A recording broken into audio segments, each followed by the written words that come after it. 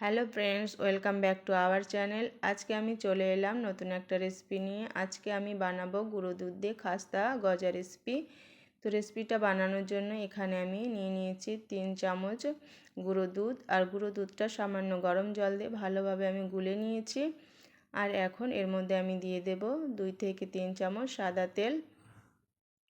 আর দিয়ে দেব একটু baking powder সামান্য পরিমাণ।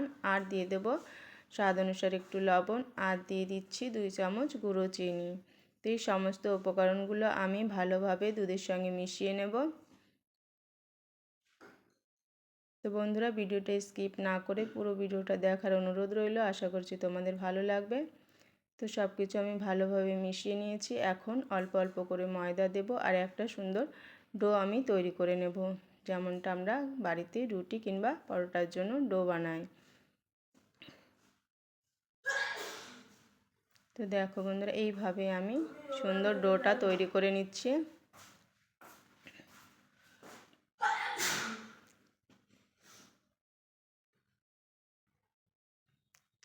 তো আমার ডোটা তৈরি করা হয়ে গেছে। এখন আমি একটা ঢাকনা দিয়ে 10 মিনিটের জন্য এটা রেস্টে রেখে দেব।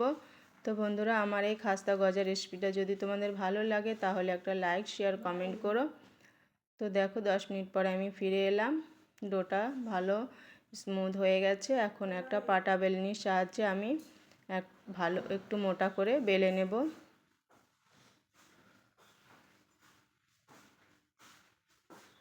তো গজার জন্য এটাকে একটু মোটা করেই বেলতে হবে। তো আমি একটা পাটা বেলনির সাহায্যে এটা বেলে নিচ্ছি।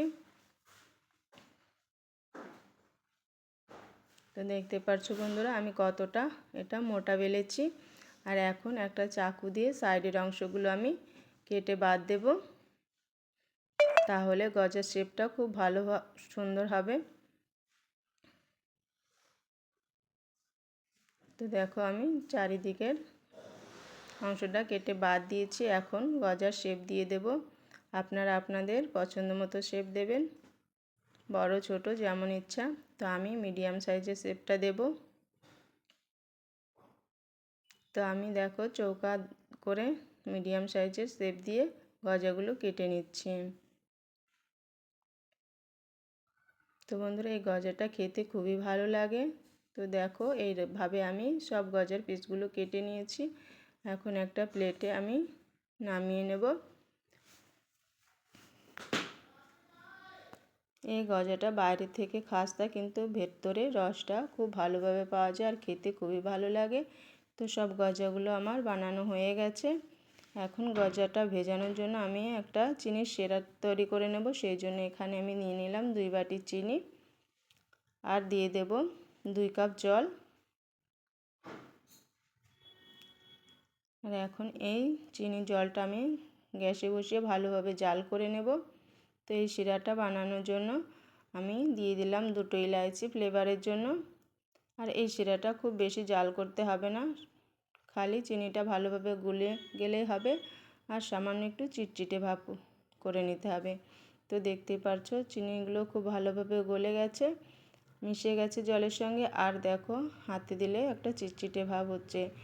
তো গজা ভাজার জন্য আমি আগে থেকে গ্যাসে তেল বসিয়ে দিয়েছিলাম, আর তেলটা খুব ভালোভাবে গরম হয়ে গেছে।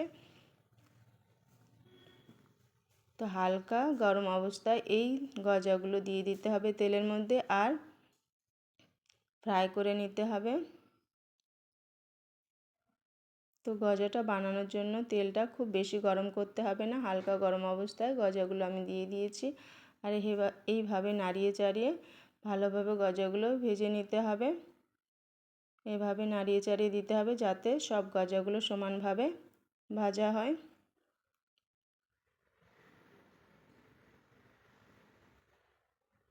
তো একদম ধিমি আঁচে আমি গজাগুলো ভেজে নেব যতক্ষণ না এর কালার সুন্দর একটা সোনালি কালার আসছে। তো দেখতেই পারছো গজার কালারগুলো চেঞ্জ হয়ে গেছে আর গজাটা খুব ভালোভাবে ভাজা হয়ে গেছে। তো এখন আমি একটা প্লেটে নামিয়ে নিচ্ছি। এই গজাগুলো একদম ধিমি আঁচেই ভাজতে হবে, নয়তো ভেতরটা কাঁচা থেকে যাবে। তো বাকি গজাগুলো ওই একইভাবে আমি ভেজে নেব। তো বন্ধুরা, আমার এই গজার রেসিপিটা যদি তোমাদের ভালো লেগে থাকে তাহলে একটা লাইক, শেয়ার, কমেন্ট করো। আর চ্যানেলে নতুন হলে প্লিজ চ্যানেলটিকে সাবস্ক্রাইব করে দিও। আর যারা আগে থেকে সাবস্ক্রাইব করে রেখেছো তাদের অসংখ্য ধন্যবাদ। তো সব গজাগুলো আমি ভেজে নিয়েছি। আর এই গজাগুলো এখন আমি চিনি শিরার মধ্যে ভিজিয়ে দেব। তো শিরাটা হালকা গরম আছে, এই অবস্থায় আমি সব গজাগুলো ভিজিয়ে দেব। আর 10 মিনিটের জন্য এই গজাগুলো আমি শিরার মধ্যে ভিজিয়ে রেখে দেব। তো 10 মিনিট পরে ফিরে আসছি। তো দেখো 10 মিনিট পরে ফিরে এলাম। গজাগুলো খুব সুন্দরভাবে ভিজে গেছে। এখন একটা প্লেটে তুলে নেব আর গজাগুলো ঠান্ডা করে নেব।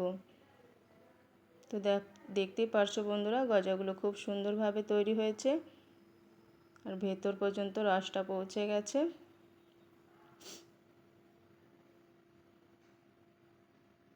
তো দেখতেই পারছো গজার ভেতরটা রসটা খুব ভালোভাবে পৌঁছে গেছে। তো আজকের মতো এখানেই শেষ করছি। দেখা হবে নতুন কোনো রেসিপির সঙ্গে। সকলে ভালো থেকো।